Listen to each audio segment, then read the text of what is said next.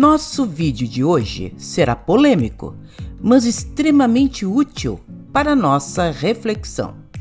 Diante disso, o que pensar de um templo onde na segunda-feira é um culto Hare Krishna, na quarta um terreiro de candomblé e na sexta evangélico? De fato, é saudável esse encontro de religiões, mas quando isso acontece de forma desordenada, haverá pontos conflitantes entre elas sobre muitos assuntos. Então, como conviver com eles? E mais, como explicar tais coisas aos médiuns que ali estão em busca de respostas? Isso parece impossível?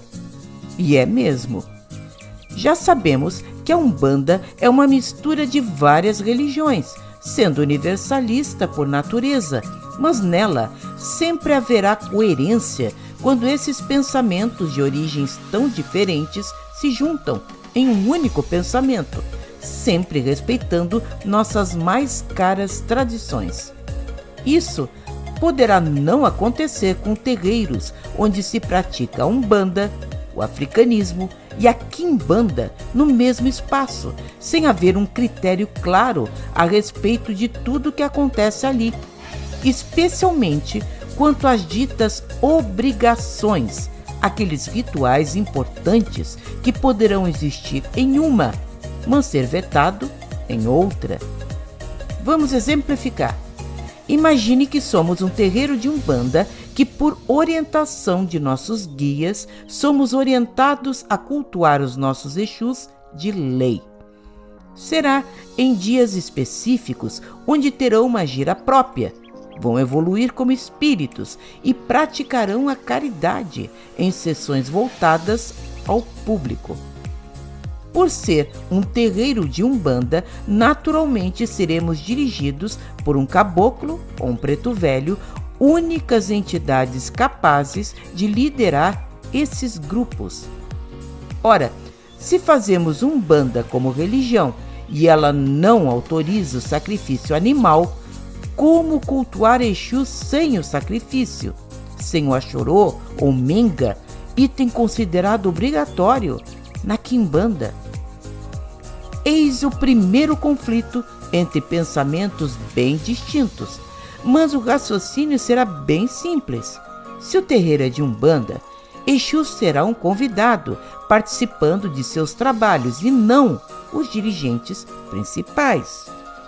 Assim, o lógico nisso é que vão se submeter às normas da Umbanda e não o contrário. Normas essas já solidificadas pelo caboclo das 7 encruzilhadas lá em sua formação. Portanto, resume-se que não haverá o sacrifício animal. E eles vão receber outros itens que serão ditados pela chefia espiritual durante as incorporações daquele lugar. Assuntos que já desenvolvemos em vídeos anteriores e vamos deixar logo abaixo os links deles. Muitos dirão, mas então não serão Exus sem receber o sacrifício animal? Serão outro tipo de entidade chegando ali?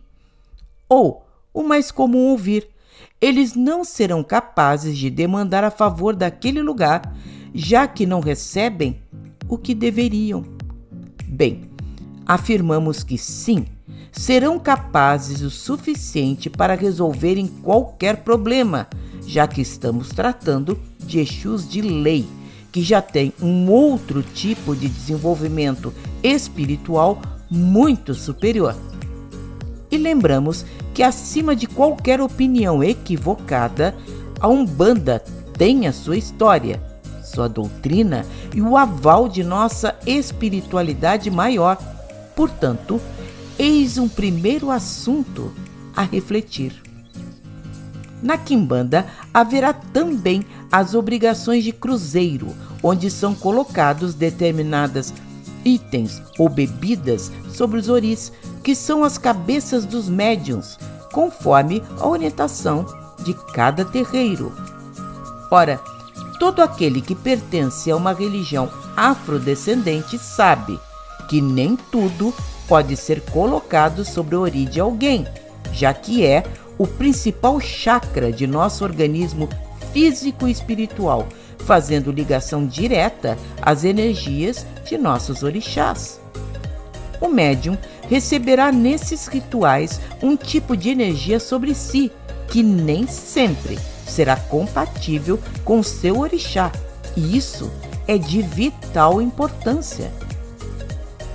Desse modo, fora o Amaci na Umbanda, que foi ditado pelas entidades chefes de nossos terreiros, o cuidado deve ser redobrado, já que haverá médiuns sensíveis a essa prática.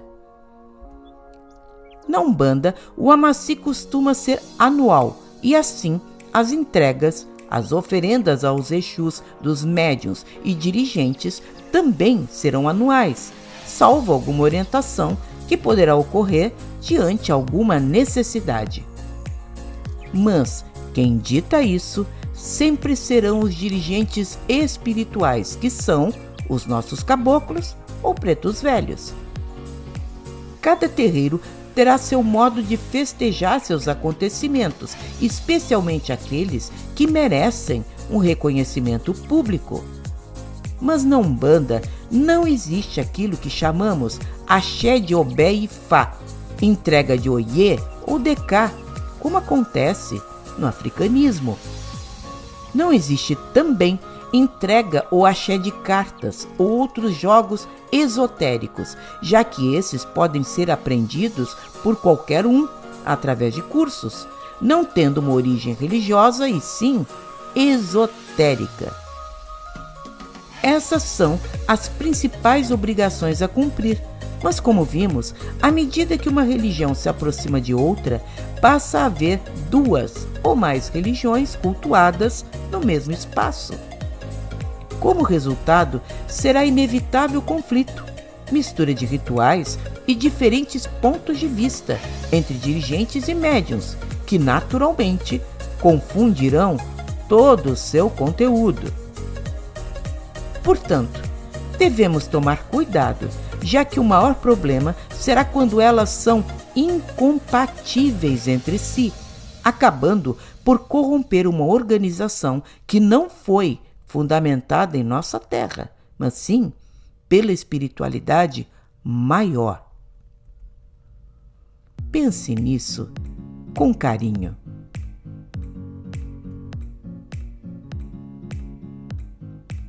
Gostou? Dê like, compartilhe em suas redes sociais.